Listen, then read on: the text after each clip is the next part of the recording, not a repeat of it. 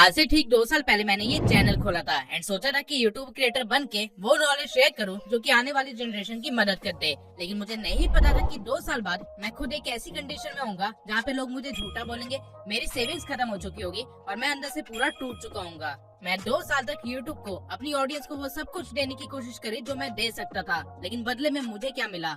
आज की वीडियो में मैं ना तो आप लोगों को कोई ज्ञान देने वाला हूँ और ना ही आप लोगों को मोटिवेट करने वाला हूँ, क्योंकि इस वीडियो में मैं आप लोगों को सच सुनाने वाला हूँ। वो सच जिसके लिए आप लोग कमेंट सेक्शन में मुझे गालियाँ देते रहते हो, लेकिन खुद उससे दूर भागते रहते हो। आज आपको ये पूरी वीडियो देखनी होगी, क्योंकि इस वीडियो में मैं पहली बार बिना फिल्टर रखे यूट्यूब को, यूट्यूब क्रिएटर्स को और इंडियन ऑडियंस को रियलिटी चेक दूंगा, इंक्लूडिंग यू ऑल।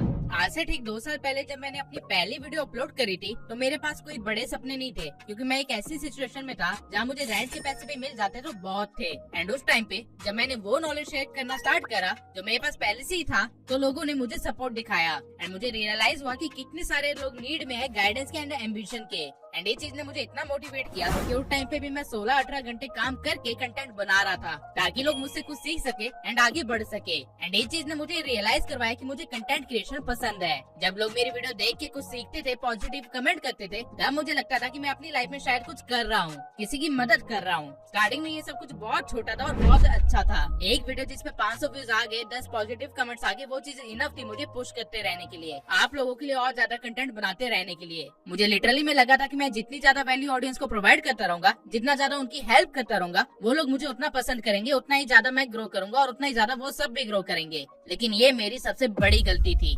ऑडियंस किसी की सगी नहीं है, ये बात मुझे बहुत बाद में रियलाइज हुई। और ऐसा मैं क्यों बोल रहा हूँ ये वीडियो में आगे आपको पता चलेगा। मैंने जब 30,000 से ज्यादा सब्सक्राइबर्स गेन कर लिए, तब मुझे रियलाइज हुआ कि लोगों को और ज्यादा कंटेंट चाहिए एंड इसलिए मैं ट्राई करने लगा कि मैं ज्यादा से ज्यादा वीडियोस बना सकूं और ज्यादा वैल्यू दे सकूं अच्छी एडिटिंग के साथ। लेकिन मुझे रियलाइज ही नहीं हुआ कि जो चीज मैं सिर्फ कंटेंट को अच्छा बनाने के लिए कर रहा था, लेटर ऑन ऑडियंस उसी चीज को सब कुछ मान लेगी। मेरी हर वीडियो में एडिटिंग बहुत ज्यादा होती थी एंड नॉर्मली मेरी वीडियो 20 मिनट के करीब की होती है, जिसकी वजह से वीडियो को प्रोड्यूस करने में मिनिमम 10 दिन लग जाते हैं, जो कि ऑलरेडी मार्केट स्टैंडर्ड से बहुत ज्यादा जल्दी है, क्योंकि बाकी यूट्यूबर्स को 20 मिनट की वीडियो बनाने में पूरा महीना लग जाता है मेरी नीच के अंदर। लेकिन स्टिल मैं खुद को पुश कर रहा था एंड अपनी टीम को भी पुश कर रहा था ताकि हम ज्यादा से ज्यादा प्रोड्यूस कर सके। लेकिन ऑडियंस के लिए ये भी इनफ नहीं था, इसलिए मुझे अपनी टीम बड़ी करनी थी एंड और एडिटर्स को हायर करना था। लेकिन अब यहाँ पे एक प्रॉब्लम थी, एडिटर्स के रेट मार्केट में बहुत ही ज्यादा बढ़ गए हैं एंड उनको अपने चैनल के लिए हायर करने के लिए मुझे लाखों इन्वेस्ट करने पड़ते, जो कि ऑब्वियसली मेरे पास नहीं थे।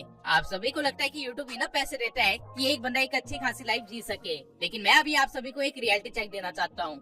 इस वीडियो को एडिट करवाने के लिए मुझे 40,000 देने पड़े थे, लेकिन इस वीडियो से मुझे अर्निंग कितनी हुई है? मुश्किल से 12,000। सेम वे में इस वीडियो को भी प्रोड्यूस करवाने के लिए मुझे 30,000 पे करने पड़े थे, लेकिन इससे अर्निंग कितनी हुई है? 3,000 रूपए तक भी नहीं पहुंची है। और ऐसा सिर्फ 1-2 वीडियोस के साथ नहीं है, बल्कि हर एक वीडियो के साथ है। यूट्यूब इतने पैसे नहीं देता है कि आप इवन एक वीडियो को भी प्रोड्यूस कर पाओ, इसलिए यूट्यूबर्स को एट द एंड स्पॉन्सर लेने पड़ते हैं एंड मैंने भी लिए। लेकिन स्टिल मेरा जो मोटिव था लोगों की मदद करने का, वो मोटिव मैंने पीछे नहीं छोड़ा। इसलिए मैंने स्पॉन्सर्स भी कभी गेमिंग ऐप या बैटिंग ऐप वाले नहीं लिए, बल्कि AI टूल्स के लिए, ताकि ऑडियंस को मैं नई टेक्नोलॉजी से अपडेट करता रह सकूं, उनको कुछ सिखा सकूं। लेकिन गेस व्हाट, ऑडियंस किसी की सगी नहीं है। वो चीज उन्होंने मुझे यहाँ पे रियलाइज करवा दी, क्योंकि जब भी मैं कोई स्पॉन्सर लेता था तो उस वीडियो पे मुझे कुछ ऐसे कमेंट्स आते थे, इंडियन ऑडियंस दुनिया की सबसे वर्स्ट ऑडियंस है। इसलिए नहीं कि वो लोग मेरे वीडियो पे ऐसे कमेंट करते हैं उनके लिए सब कुछ करने के बाद भी, बल्कि इसलिए क्योंकि उनसे ज्यादा लालची और 2 चेहरों वाली ऑडियंस कहीं पे भी नहीं है। एंड ये सिर्फ मेरी स्टेटमेंट नहीं है, बल्कि पूरे वर्ल्ड का ओपिनियन है। एंड ये चीज भी मैं आपको बहुत जल्दी दिखाता हूँ।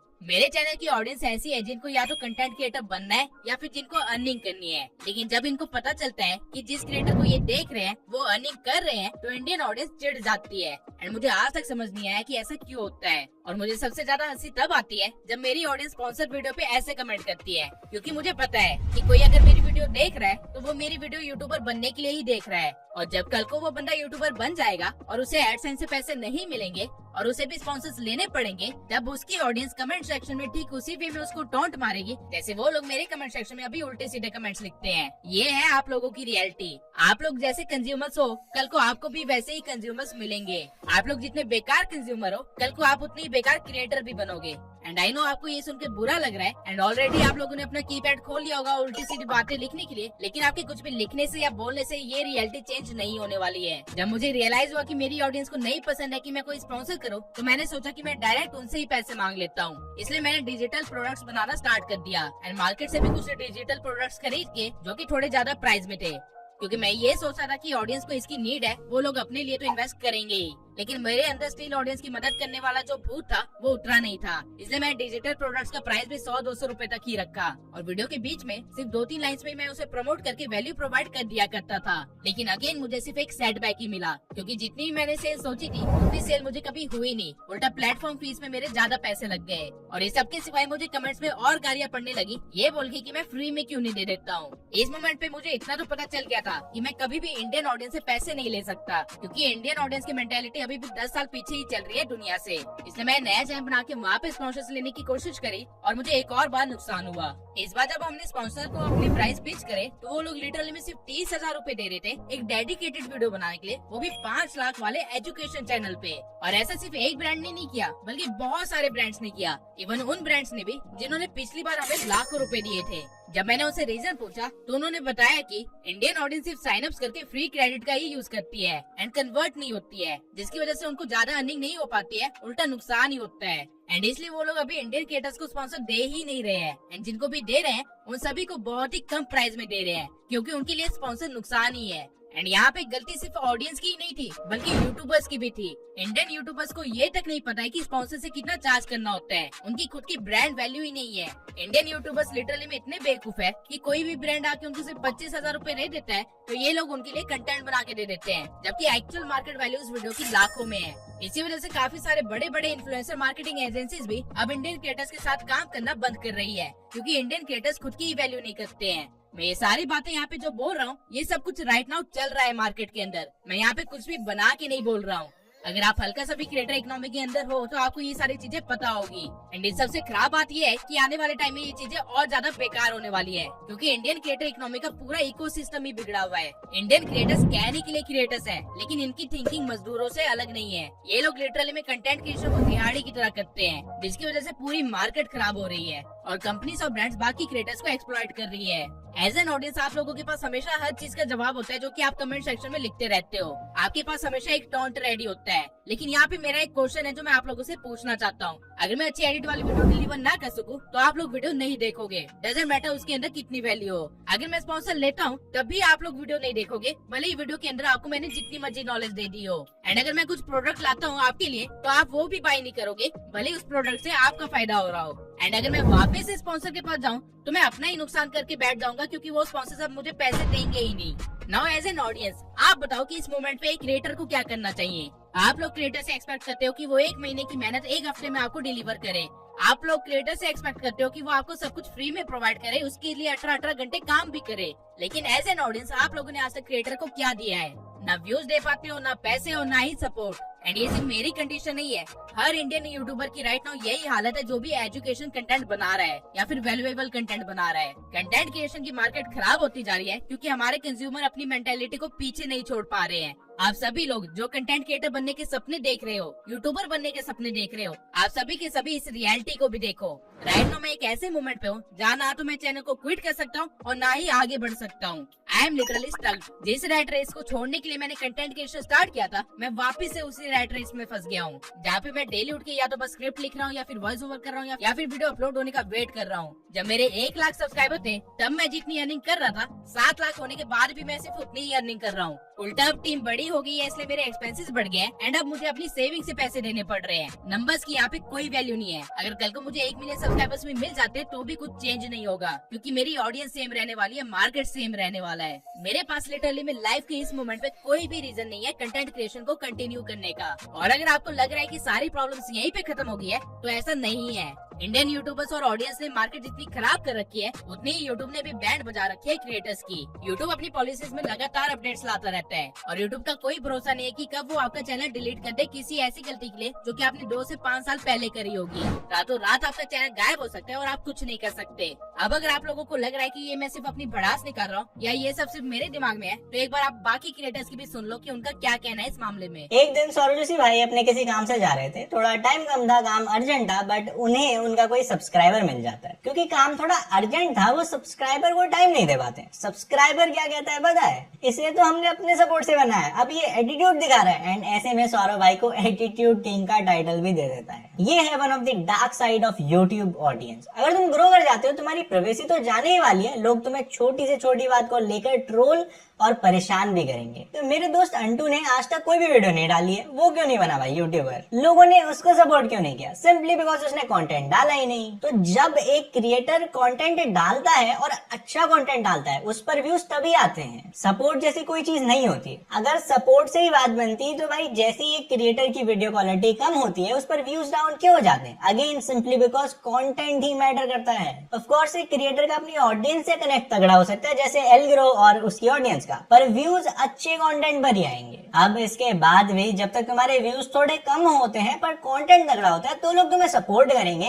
एंड अंडररेटेड कहेंगे। पर जैसे जैसे तुम ग्रो करोगे और लोगों की एक्सपेक्टेशन से ज्यादा व्यूज आने लग जाएंगे, वो सेम लोग अब तुम्हें ओवररेटेड कहेंगे और हेट कमेंट्स भी करेंगे। अगेन ये भी यूट्यूब की ही एक डार्क साइड है। अब अगर बात करूं खुद यूट्यूब एज ए प्लेटफॉर्म की, तो क्योंकि यहाँ हर दिन हजारों वीडियोस अपलोड होते हैं, मैन्युअली तो लाइक सबको नहीं देखा जा सकता है। ऐसे में YouTube के ऑटोमेटेड सिस्टम्स कई बार वीडियोस को फालतू में डिमोनेटाइज कर देते हैं। लोग फेक कॉपीराइट स्ट्राइक का भी फायदा उठाते हैं एंड ऐसे में क्रिएटर्स काफी परेशान भी हो जाते हैं इस चीज से। तो आई थिंक YouTube की पॉलिसीज में भी इम्प्रूवमेंट का काफी ज्यादा स्कोप है। अब वैसे तो काफी सारी बातें और भी हैं, बट एक काफी कड़वी चीज जो कि YouTube की एक सच्चाई है, वो ये है कि जितने क्रिएटर्स तुम देखते हो कि YouTube से करोड़ों रुपए कमा रहे हैं, ज्यादातर मैक्सिमम क्रिएटर्स या तो फालतू के सट्टेबाजी या फालतू टाइम पास की चीजें प्रमोट करके ऐसा कमाते हैं।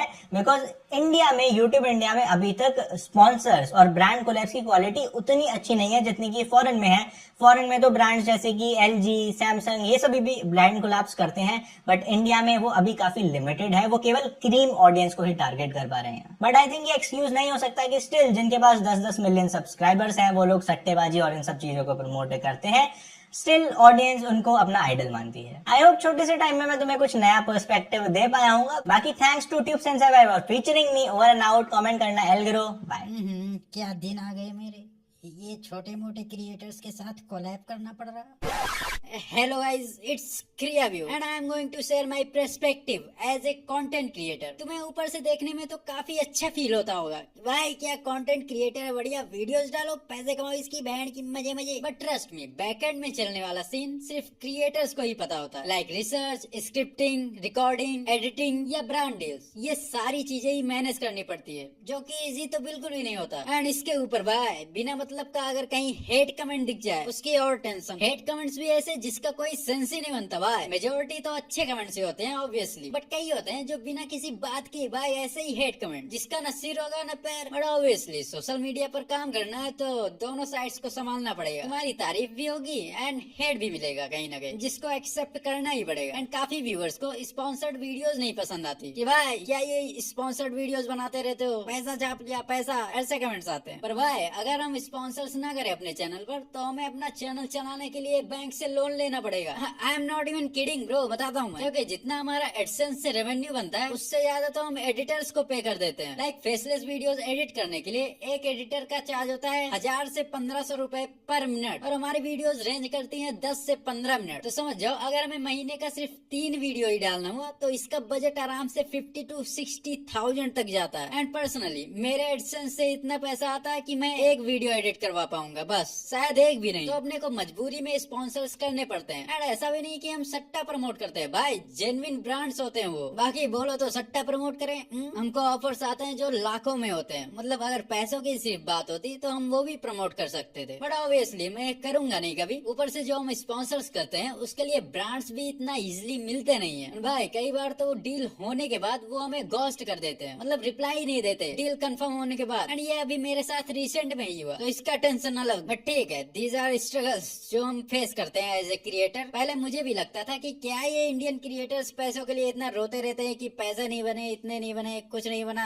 अब समझ में आ रहा है कि क्यों रोते थे। क्योंकि टू बी ऑनेस्ट, अगर हम एडसेंस पर रिलाय रहे तो हमारा कुछ नहीं हो सकता भाई। अगर मैं सिर्फ एडसेंस पर रहता तो शायद मैं ये अपना पीसी भी नहीं ले पाता, टू बी ऑनेस्ट। वही अगर यूएस क्रिएटर्स की बात करें तो भाई असली पैसा तो वही छाप रहे हैं। उनका CPM, RPM ये तो हाई रहता ही है, ऊपर से जो ब्रांड्स मिलते हैं उनको वो जितना एक यूएस क्रिएटर के 10 के सब्सक्राइबर वाले चैनल को पे करते हैं, इवन उससे कम ही हम इंडियन क्रिएटर्स को 100 के प्लस सब्सक्राइबर होने के बाद भी नहीं करते। बाकी ऐसा नहीं है कि सारे निगेटिव पॉइंट्स ही हैं, ऐसा होता तो हम यहाँ पर वीडियोस बना के अपने चैनल पर भेजा क्यों फ्राई कर रहे होते भाई। मिलते हैं, अच्छे पैसे भी मिलते हैं, बट एक सर्टन लेवल को क्रॉस करने के बाद। बट हाँ, हम जैसे छोटे क्रिएटर्स को मैनेज तो करना पड़ता है। अरे यार ये मक्खी तेरी बहन। तो यार यही सारी चीजें चलती रहती है, एंड टू बी ऑनेस्ट मजा भी आता है। बाकी थैंक यू ट्यूब सेंसाई भाई for inviting me, and subscribe to his channel guys, subscribe to his channel guys, his jokes apart, thanks again.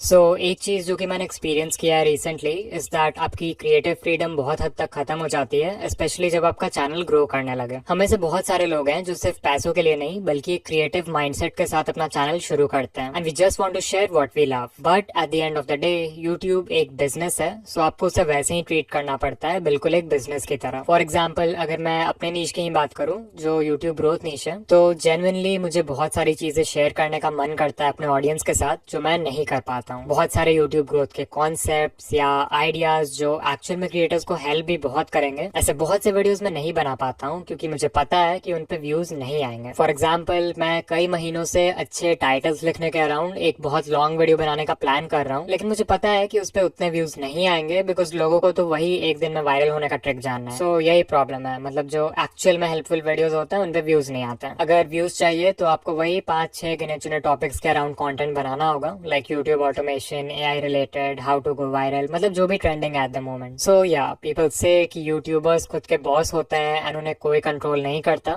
ऐसा नहीं है। एक्चुअल में we are controlled by the algorithm and trends all the time. It's like you have to choose between कि आपको क्या बनाने का मन है वर्सेस व्यूज किस चीज पे आएंगे। एंड अगर आप कंसिस्टेंटली ग्रो करते रहना चाहते हो अपने बिजनेस को तो नेचुरली आप वही बनाओगे जिस पे व्यूज आते हैं।